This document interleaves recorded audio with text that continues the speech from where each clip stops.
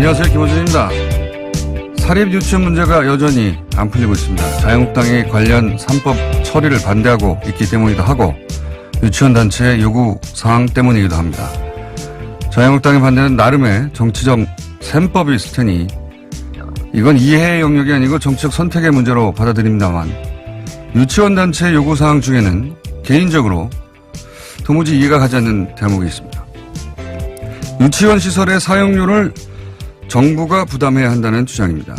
요즘은 그렇습니다. 교지와 교사, 그러니까 내 땅과 내 건물을 공익적 교육에 투입했는데 그래서 재산권 제한이 있으니 그로 인한 손실을 보상해줘야 한다. 한마디로 내 땅 내 건물을 유치원에 사용하느라 다른 목적으로는 사용하지 못하니 다른 사업했다면 벌어들였을 투자 수익 그걸 어느 정도 보전해야 한다. 이런 발상입니다. 이게 어떻게 가능하죠? 애초 설립 인가를 받을 때 공교육의 그 토지 건물을 교육 재산으로 사용 동의한다는 동의서를 스스로 제출했고 그렇게 공교육 일익을 담당하니까 정부 지원을 받을 수 있는 거 아닙니까? 근데 왜 여기서 그 시설로 다른 사업을 했다면 벌어들였을 수익에 대한 아쉬움이 나오는 걸까요? 정부가 유치원 사업을 하라고 강제하는 게 아니잖아요? 그걸 왜 정부가 보상해야 하는 겁니까? 이게 도저히 이해가 안 갑니다. 김원준 생각이었습니다.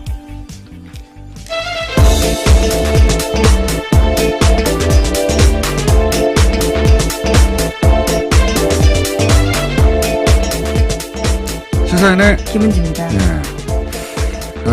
한유총 주장 중에 저는 한유총의 단체 행동은 이해가 가요. 왜냐하면 모든 이해 당사자는 자기만 자신의 이익을 대변할 수 있기 때문에. 네, 그래서 좀 더 성찰을 했으면 좋겠다는 생각이 드는데요. 단체 행동 자체는 저는 이해가 가는데 그리고 뭐 주장도 동의가 안 될 뿐이지 왜 그런 말을 하는지는 이해할 수 있는데 이 공적 사용료라는 핵심 주장 중에 요구사항 중에 하나가 있는데 이건 정말 이해하기가 쉽지 않아요. 공적 사용료. 왜 공적 사용료를 내라는 거지? 제가 그래서 그 주장을 좀 살펴봤어요. 이걸 한 문장으로 말하면은 공익적 유아 교육에 제공하느라고 재산권 제한이 있기 때문에 보상이 제공돼야 한다. 예, 정부로부터 그런 보조금이 필요하다. 이게 무슨 말인지 잘 이해가 안 가지 않습니까? 예. 전반적으로 잘 이해가 안 가요. 그게 저도 처음에 이게 무슨 말인가. 이것 때문에 대립하는 면도 있어요. 이 주장 때문에. 근데 이 말을 풀면 뭐냐면 공익적 일을 한다. 그러니까 내 땅과 건물을 제공하고 있지 않냐. 이게 사립유치원은 처음부터 자기 땅과 자기 건물이 있어야 그리고 그 설립 기준에 맞춰져야 설립 인가가 납니다. 그러니까 자기 땅과 자기 건물이에요. 그러니까 내 땅과 내 건물이 유치원 사업이 묶여 있어서 뭐 다른 임대 사업이나 그런 걸 못하지 않느냐. 그러니까 재산권이 제한된다. 그런데 공익적 일을 하는데 그렇게 내 재산이 묶였다. 그러니까 정부가 내가 다른 사업 했으면 벌어들였을 투자 수익 그걸 좀 보존해줘야 한다. 이거예요. 그러니까 정부에서 돈 달라라는 이야기로. 이게 저는 이해가 안 가는 게 이 주장이 성립되려면 자기가 다른 사업 하고 싶은데 정부가 그 땅을 강제로 징발. 그렇죠. 선택의 자유가 있습니다. 법적으로 수용을 해가지고 강제로 그걸 하게 만들었어야 되는데 그래서 나는 다른 사업 하고 싶은데 공익적 사업에 내가 묶였다. 그래야 논리적으로 성립이 되는데 근데 유치원은 나 유치원 사업 하게 해주세요 한 거예요.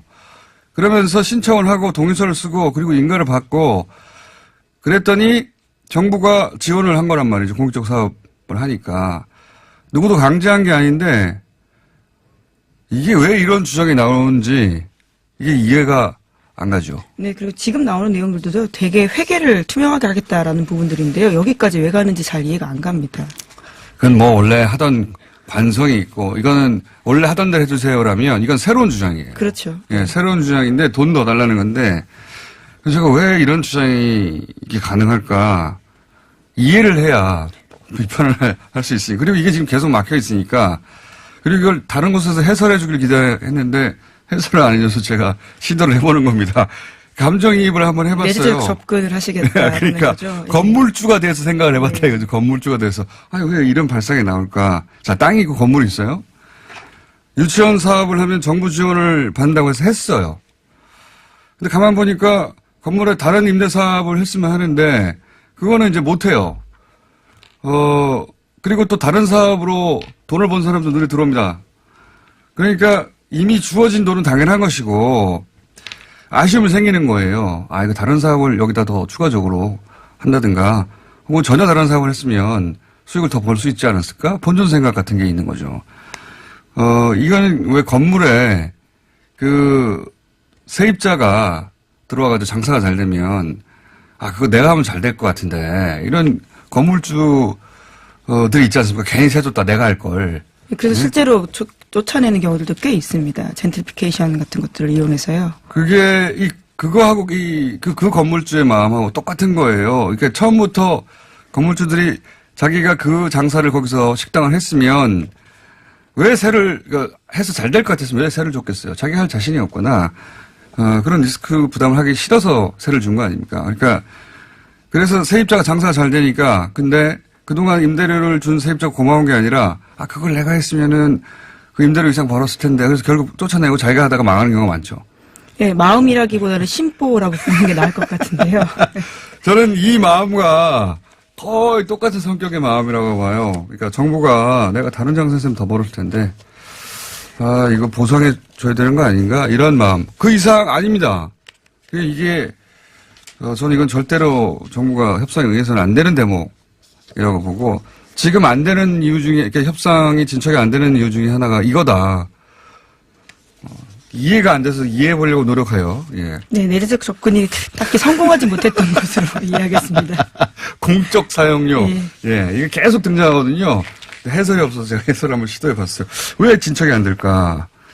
자, 첫 번째 뉴스는 뭡니까? 네, 미국이 남북 철도 연결을 위한 공동조사를 전폭적으로 지지한다라는 뜻을 밝혔다고 합니다. 첫 번째 한미 워킹그룹에서 나온 이야기인데요. 이도훈 외교부 한반도평화교섭본부장이 현지 시각으로 20일에 미국 워싱턴에서 스티븐 비건 대북정책 특별대표와 만났습니다. 이후에 이 본부장은 한국 특파원들과 만나서 이렇게 밝혔는데 미국 쪽이 남북 철도 공동조사 사업에 대한 전폭적 지지, 스트롱 서포트를 확인했다라고 밝혔다고 이야기했습니다. 이게 이름이 많이 워킹그룹도 있고, 실무회담도 있고, 고위급 회담도 그렇죠. 있고, 정상이 막. 이거는 한미 간의 워킹그룹입니다. 요것들이 많이 등장하는데, 구분을 하면, 이제 한미 간의 실무회의를 하는 거예요. 한국과. 그러니까, 북미가 빨리 안 풀리니까, 그리고 하도 남북이 먼저 간다고 하니까, 이런 워킹그룹을 만들었고요. 그거 말고 이제, 고위급 회담 하는 것은 폼페이오하고, 네, 북미 간인데요. 네, 북미 간 만나는 것이고, 그 다음에 최종 정상회담이 있는 것이고요. 근데 이제 워킹그룹이 새로, 시작됐습니다. 이거는 한미 간에 하는 거고요. 네, 정례하겠다라는 뜻을 모았고요. 한 달에 2차례 정도 하겠다라는 건데요. 네, 여기서 이제, 지난 10월에 원래 그 철도 있기 위해서 현지조사를 하려고 했는데 미국이 막았죠. 막았는데, 이번에는 적극적으로 지지한다. 그러니까, 그 2차 북미 정상회담이 내년 초 예정되면서 나머지도 풀린 거죠. 예, 그런 네, 겁니다. 원래 주된 의제는 아니었다라고 하는데요. 이 문제를 또 논의했고 발표를 했습니다. 어쨌든 그래서 철도 연결 착공식이 연내에 있을 수도 있지 않겠는가 연말쯤 돼서 원래 올해 내에 한다고 그랬거든요. 근데 네, 그렇죠. 10월에 네. 미국이 조사하러 간다는데 그 조사하는 걸 막 못하게 네, 해가지고 바보 상태였습니다. 아주 신경질 나게 했었는데 이번에는 자기들 일정이 풀리니까 빨리 하자고 하는 중입니다. 자, 다음은요. 네, 제임스 매티스 미국 국방장관이 현지 시간으로 21일에 대규모 한미 연합훈련인 독수리 훈련의 범위를 축소하겠다라고 밝혔습니다. 로이터 통신의 보도인데요. 매티스 장관은 기자들에게 독수리 훈련은 북미 외교를 저해하지 않는 수준으로 조금 재조정되고 있다라고 말했습니다. 이 독수리 훈련은 을지 프리덤 가디언 연습, 키리졸브 연습과 함께 3대 한미 연합훈련으로 꼽히고 있습니다. K-디졸브는 사실 우리 눈에 안 보여요. 근데 독수리 훈련은 실제 야외에서 하는 네, 그렇죠. 장비가 움직이는 훈련인데 이건 뭐 축소하겠다. 네, 통상 매년 3, 4월 정도에 열린다라고 합니다. 이것도 근데 제가 보기에는 그 2차 북미 정상회담 열리고 나면 아예 안 한다고 할 수도 있고 뭐 전혀 다른 방향으로 나아갈 수도 있습니다. 네, 그렇죠. 올해만 하더라도 4개의 한미 연합훈련이 중지나 연기가 된 바가 있거든요. 알겠습니다. 그리고 뭐 폼페이오가 내년 초에 하는 거 맞다. 네, 정상회담. 캔자스 지역 언론과의 인터뷰에서 그렇게 다시 한번 밝혔습니다. 자, 국내 뉴스로 넘어올게요. 네, 여야가 어제 국회 정상화에 합의했습니다. 파행된 지 엿새 만인데요. 자유한국당, 바른미래당, 민주평화당, 정의당이 요구한 공공부문 채용비리 의혹 국정조사를 더불어민주당이 수용했습니다. 대신에 자유한국당은 내년도 예산을 심의할 예산결산특별위원회 예산안 등 조정소의 인원을 기존의 15명에서 16명으로 늘렸습니다. 이로써 국회 정상화로 470조 5천억 원에 달하는 내년도 예산안 심사가 본격화되는데요. 하지만 국정조사 시기와 범위를 둘러싸고 다시 한번 여야 간의 갈등이 재현될 수 있다라는 관측도 나오고 있습니다. 사실 이 국회 보이콧에 숨어있는 진짜 목적은 박원순 시장이죠. 예, 박원순 시장. 왜냐하면 국정조사를 하자는 것의 핵심 내용이 박원순 시장이 채용 비리를 묵인했다. 네, 서울시 교통공사 건이 가장 메인이 될 수밖에 없는 상황인데요. 타겟이 네. 실제로는 박원순 시장입니다. 이거는 더 크게 보면 지난 대선 이후에 이제 여당 쪽에서는 굉장히 차기가 풍부했죠. 뭐 근데 안희정, 이재명 지사는 큰 타격을 입었다 보고 김경수 지사는 이제 소위 드루킹 재판을 묶여있다고 재판 진행 중입니다. 예, 묶여있다고 보고 이제는 박원순이 타겟이다. 김성태 원내대표도 그렇게 얘기했고 실제로 그렇게 해서 이제 차기 주자들에게 상처를 내고 타격을 주고 그래서 차기 대권 구도에 물망에 올랐었거나 오를 수 있는 사람들을 이제 상처를 주겠다. 그런 뭐 계획인 거였죠. 그게 이 보이콧에 진짜 숨어있던 목적이었던 것 같고요. 네, 물론 합의문이 발표된 이후에요. 민주당과 정의당은 강원랜드 건이 포함된다라고 주장하고 있는데요. 하지만 자유한국당과 바른미래당은 다르게 해석하고 있습니다. 자, 물론 저는 각 당의 노림수는 다 다를 거라고 봅니다. 민주평화당이나 바른미래당이 다 그런 건 아니거든요. 정의당은 마찬가지고. 근데 자유한국당의 노림수는 숨어있는 노림수는 그게 분명했던 걸로 실제 그렇게 송대도 얘기했죠. 자, 다음은요. 네, 어제 전해드린 양승태 법원 행정처가 만든 판사 블랙리스트 기억하실 겁니다. 이 관련 자료에요. V자란 표시가 되어 있다라고 하는데요. 인사조처를 하기 위해서 소위 무리법관에 대한 표시라고 합니다. 음주운전이나 폭언이 아닌 양승태 대법원의 비판적인 목소리를 냈던 판사들에게 쓰여있던 표시라고 하는데요. 이 표시를 양승태 전 대법원장이 손수했다라고요. 오늘 아침 한겨레 신문이 보도하고 있습니다. 뭐 관련 뉴스 계속 연속으로 나오는데 이게 이제 엄청나게 많은 건이니까 계속 뉴스가 나오는 건데 양승태 전 대법원장의 법적 처벌은 불가피한 게 아닌가 싶어요. 이제 보니까 본인이 네, 증거들이 계속 나오고 있습니다. 예, 문건으로 나와서 그리고 실제 저 사람이 시켜서 저 사람이 시켜서를 만들 판사들이 이제 네, 증언을 드디어 하기 시작했는데요. 하기 때문에 자 다음 주 하나 정도 더 할 시간이 있네요. 예. 네. 청와대가 정교조 법외노조 문제를요 내년 6월 전에 마무리 짓기로 방침을 정했다라고 합니다. 정교조 문제에 매듭 짓고요. 그리고 법외노조 문제는 지금까지 박근혜 정부 재판거래 한 사례로 거론되고 있는 겁니다. 그렇군요. 이 문제를 이건 너무 짧아가지고 그럼 하나 더 할 수 있습니다. 예, 그럼 하나 더 소식 전해드리면요.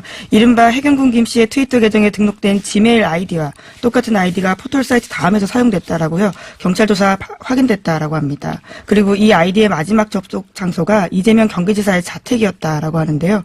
이에 대해서 이 지사 쪽은 다음에서 사용된 아이디는 트위터와 아무런 관련이 없다면서 수사기관이 사건과 관련 없는 개인정보를 흘리면서 심각한 위법 행위를 하고 있다라고 반발하고 있습니다. 이건 아주 불리한 정황이죠. 이재명 지사한테. 소위 스모킹 건이 되느냐에 대해서 굉장히 관심을 모으고 있는 사안입니다. 그렇죠. 왜냐하면 자택으로 나왔기 때문에. 근데 이제 이게 정치적 사건이 명백한데 속성이 또 IT 사건이란 말이죠. 그래서 그 의미가 정확하게 전달되지 못하는 기사가 꽤 많은데 예를 들어서 이 전화번호 꼽부는 것 같다, 뭐 이메일 앞자리가 같다, 또 이런 속성의 기사들이 공통적으로 간과하고 있는 것은 요즘은 이제 계정 만들 때, 전화번호 인증을 받죠. 혹은 전화번호 인증을 받는다는 건 안 해보신 분들 거의 없을 것 같긴 한데, 네이버의 아이디를 만들어도 전화번호를 입력하고 그 인증번호가 날아오고 그걸 입력해야. 핸드폰으로 오죠. 핸드폰으로. 그러니까 자기 번호기 때문에, 그렇게 인증을 했다는 것은 계정 주인이 그 전화번호의 주인과 같다는 걸 인증하게 되는 거죠. 예. 그래서 지금 전화번호 얘기가 계속 나오는 거고 이메일 얘기가 나오는 거죠. 이메일도 이제 이메일로 날아가는 경우가 있고 이메일 인증. 근데 이 계정이 만들어졌다는 2012년에는 그 트위터는 전화번호나 이메일 인증이 없었어요. 이게 제가 보기에는 검찰한테도 기소 단계에서 굉장히 골치 아픈 대목일까 보는데. 네, 해당 계정이 활동을 시작했던 2013년이라고 하는데요. 네. 말씀처럼 그때는 없었다라고 2010년, 합니다. 2013년에는 전화번호나 이메일 인증 자체가 없었기 때문에 그 말은 실제 주인이 아니더라도 그 번호 이메일 넣을 수 있었다는 얘기란 말이죠. 그러니까 이메일과 번호가 이메일이 같다고 계정주가 같다라고 특정할 수 없다. 이게 검찰한테도 제가 보기엔 왜냐하면 검찰이 공소 유지를 해야 되니까 좀 머리가 아플 것이고 그 지점을 간과한 기사들이 좀 꽤 많습니다. 이게 같기만 하면 네. 계정주로 특정된다라고 생각하고 기사를 쓰는데 그게 그렇지가 않다는 겁니다. 법정에서는. 네, 물론 다음 아이디를 자택에서 누가 사용했는지 대해서는요. 이 지사 쪽에서 해명을 못하고 있는 상황이긴 합니다. 그러니까 이 기사가 제가 이 말씀을 왜 드리냐면 이메일 계정 앞자리 같은 거 아닙니까? 그런데 그게 인증된 이메일이면 그걸로 사실 빠져나가기 힘들어요. 근데 대전제 인증이 안 됐다는 거예요. 그러니까 아무나 그걸 집어넣을 수 있었다는 거죠.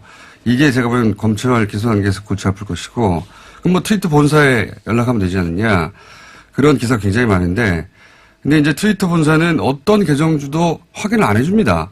이거는 할 수 있는데 안 해주는 게 아니고 트위터는 대면하고 계정을 열어주는 게 아니잖아요. 트위터 본사도 계정주가 누군지 몰라요. 그러니까 할 수 있는데 안 해주는 게 아니라 원래 해주지 않습니다. 이건 그냥 할 수 없기 때문에 더군다나 2012년에는 또 개인정보가 없이도 개설할 수 있었기 때문에 개인정보가 없어요. 그 계정에. 다만 로그 기록이 있습니다. 지금은 앞으로 한 1년 반 정도 되거든요. 통상적인 이런 IT 업체들이.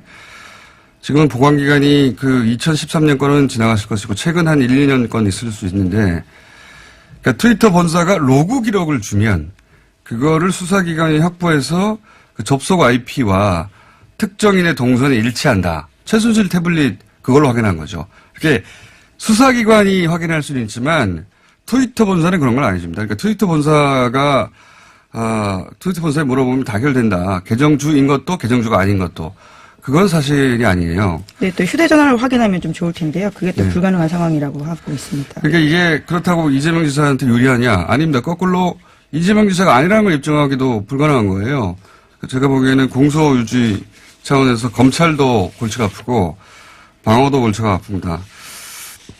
이거 관련해서는 시간이 없네요. 오늘 여기까지 하고요. 네. IT적 관점에서는 쉽지는 않다. 예. 공격도 방어도 그런 지점이 있습니다. 자, 오늘 여기까지 하겠습니다. 시사인의 김은지였습니다. 감사합니다.